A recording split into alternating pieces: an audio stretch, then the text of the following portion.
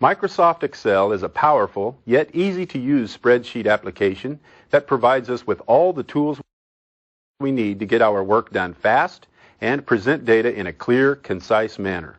Excel 2000 allows us to store and organize our information while also giving us capabilities for calculating, analyzing, charting, and mapping data. There are many new features and enhancements throughout the program, as well as significant improvements for web capabilities and working with HTML documents.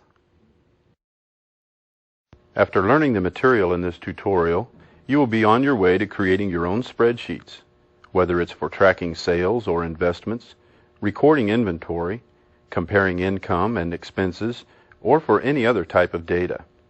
This means you will have the skills that are necessary to create, edit, format, calculate, and print your spreadsheet data.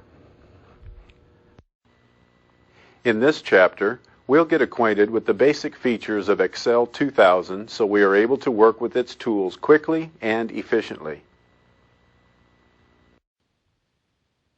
We'll begin this tutorial at the Windows desktop and open Microsoft Excel. Click the Start button, choose Programs, then select Microsoft Excel. First, we'll take a few moments to familiarize ourselves with the components of the Excel window. Starting at the top of the window is the title bar and menu bar.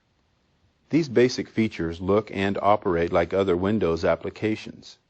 For example, if we need to adjust the size of this window, we can use the Restore Maximize Control button in the right corner of the title bar. Double-clicking the title bar can also maximize the application window or restore it to a previous size. The title bar also displays the name of the file that is currently being used.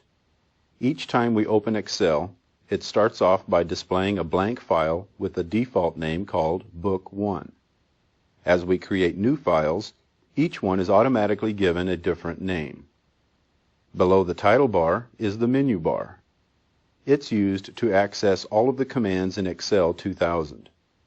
All the programs in the Office 2000 suite now feature personalized menus. This makes it easier to find commands because the menu lists are shorter. As we begin working with Excel, the commands that we use most often will be displayed in the shorter menu lists. For example, open the File menu. From here, we can see a few of the most common tasks such as New, Close, and Save. To view all of the commands for the File menu, place the cursor over the double arrows at the bottom of the menu to expand the list. Let's close this list by clicking on the File menu. Initially, Excel displays two toolbars. The Standard toolbar is located beneath the menu bar, followed by the Formatting toolbar. The Standard toolbar offers buttons for performing basic file or workbook tasks, while the Formatting toolbar is used for applying formats to characters, numbers, or cells and aligning data. We can display or hide any of Excel's built-in toolbars or even customize them to include the buttons that we use most often. For example, move to the far right side of the Standard toolbar and click on the small arrow button. Then select the Add or Remove Buttons selection. This displays a list of the commands that can be included on the toolbar. The buttons that are currently shown on the Standard toolbar are displayed with a check mark. We won't add any buttons or customize the toolbar at this time, so let's close the list by pressing the Escape key twice. If we want to arrange our workspace, we can drag the toolbars to a different location by clicking on the Move handle that's displayed along the left side of a toolbar.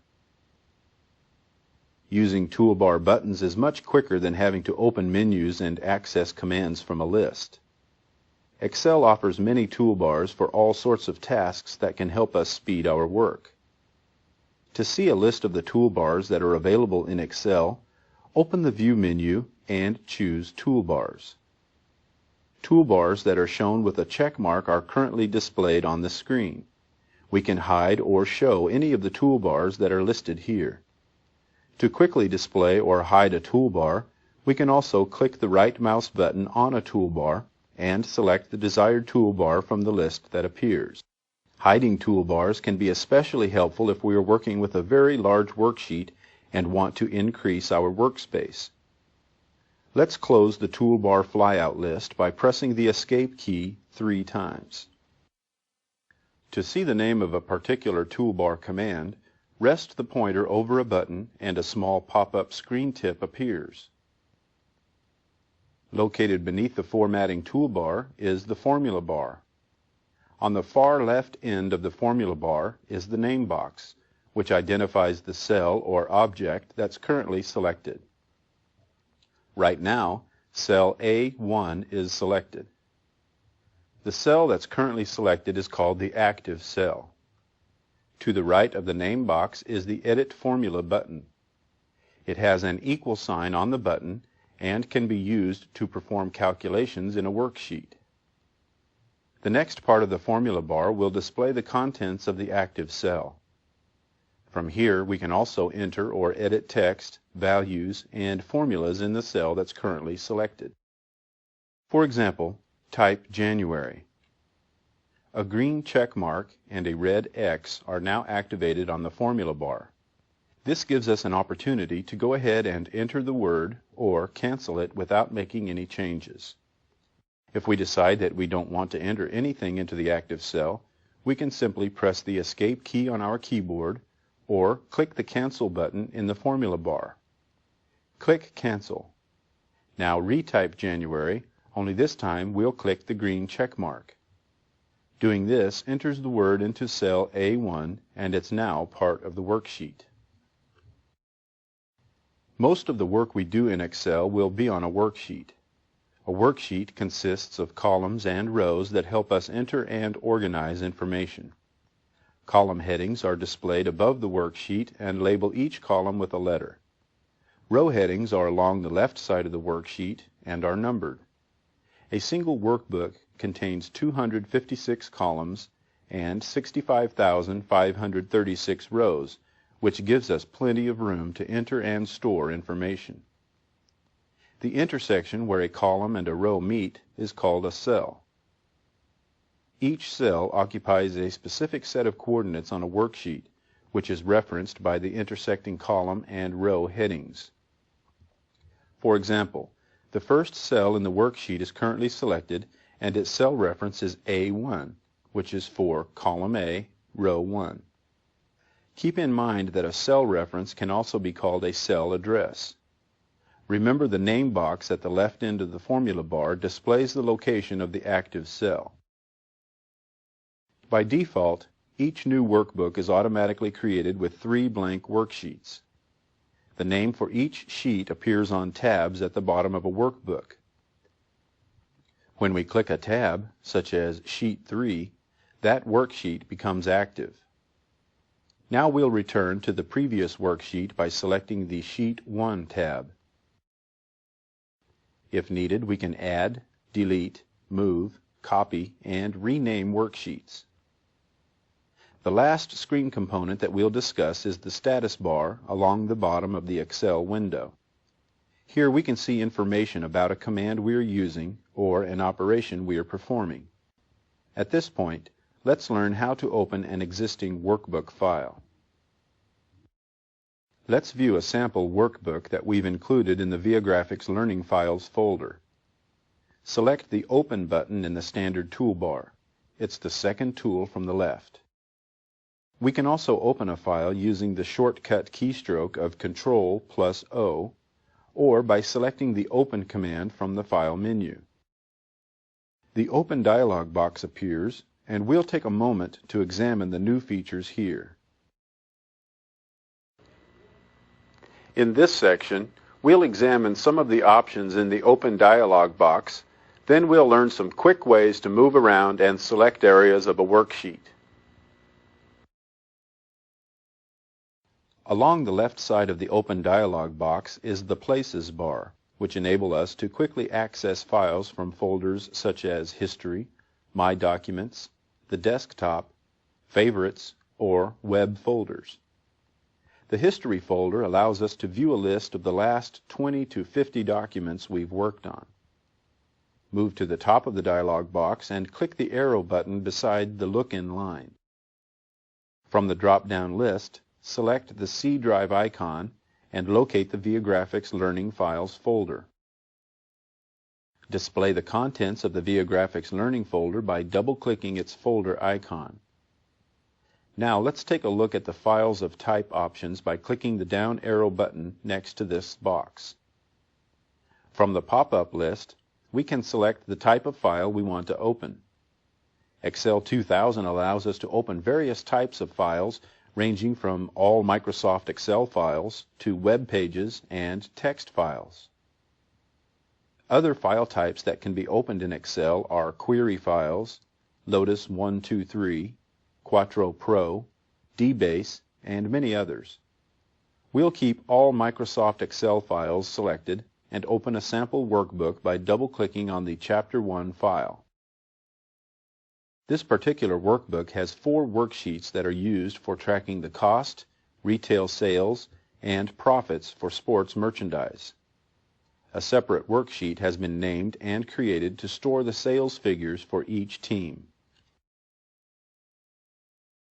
When a worksheet is active, the name on the Sheet tab appears in bold text. Let's move to the Panthers worksheet by selecting its tab. We can also press Ctrl plus Page Up to move to a previous sheet in a workbook, or press Ctrl plus Page Down to select the next sheet in a workbook. Now let's learn a few quick ways to move around within a worksheet. If we want to move to a particular cell, we simply click on it. When referring to a cell, we always say the column letter first, then the row number. For example, click on cell B10. A heavy border now appears around the cell indicating its selection. The headings for column B and row 10 are bold to show which cell is currently selected. To move to a different cell, we can either click on another one or use the arrow keys on our keyboard. To demonstrate, press the right arrow key once and the down arrow key twice. Notice that as we press the arrow keys, different cells are selected. By using the arrow keys, we move through the worksheet one cell at a time. Let's move to cell D4 by clicking in that cell. Now press the Home key and we're moved to the first cell in row 4. Let's continue moving through the worksheet by pressing the End key, then the Enter key. This takes us to the last cell in row 4 that contains data. Now hold down the Control key and press the Home key. Using the Control and Home keys always selects the first cell in the worksheet, which is A1. Now press Control plus End key and it takes us to the last cell of the worksheet. In this worksheet, F5 is considered the last cell because no other data has been entered past row 5 or beyond column F. If we are working with a large worksheet, we can use the Page Down key to move down one screen and see any data that might be contained in other rows. Go ahead and press the Page Down key 3 times. The Page Up key allows us to move up the worksheet one screen at a time. Let's return to the top of the worksheet by pressing the Page Up key 3 times. We can also use the horizontal or vertical scroll bars that are along the right side of the window and beneath the worksheet to view other areas. Now let's hold down the Alternate key as we press Page Down. Doing this moves the screen to the right and allows us to view the other columns. To move one screen to the left, simply press the Alternate and Page Up key. If we want to go to a particular cell, we can click inside the name box and enter the cell's address. To demonstrate, click inside the name box and type Z79. Now press Enter to go to this location in the worksheet and select cell Z79. Let's return to the beginning of this worksheet by pressing Control plus Home. In the next exercises, we'll practice selecting a range of cells.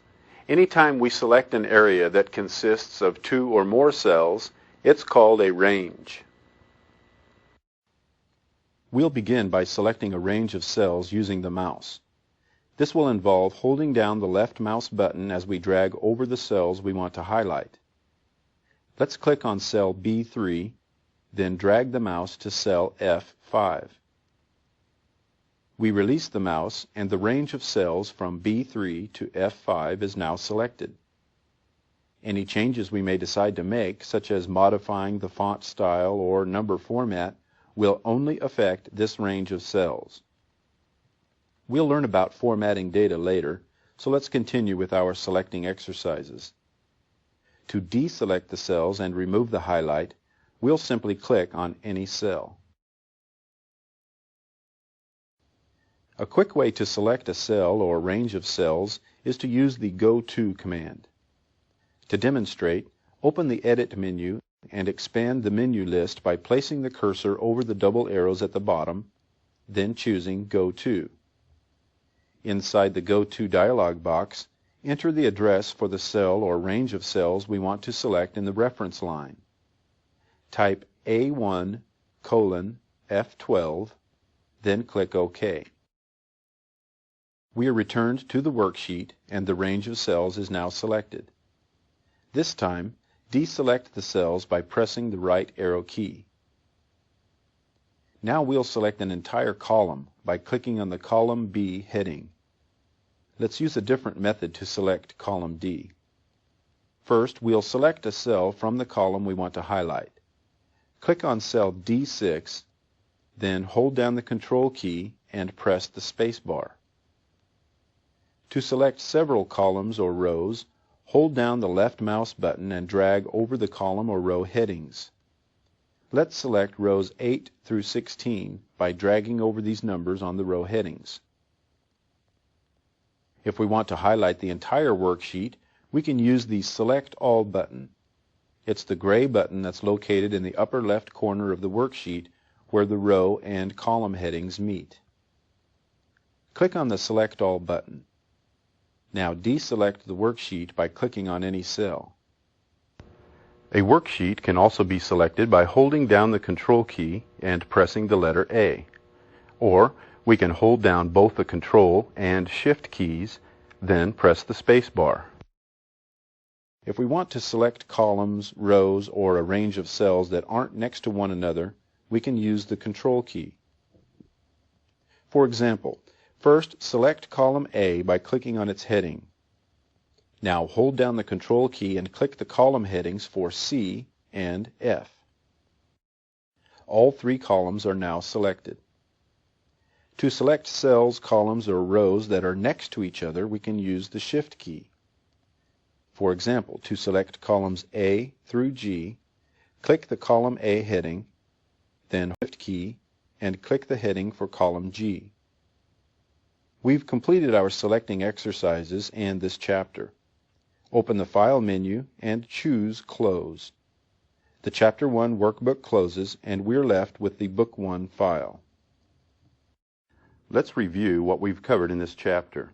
First, we discussed the tools and features of the Excel screen. Then we learned how to open an existing workbook file. We also discussed workbooks and worksheets. Finally, we learned a few ways to move through a worksheet and select cells.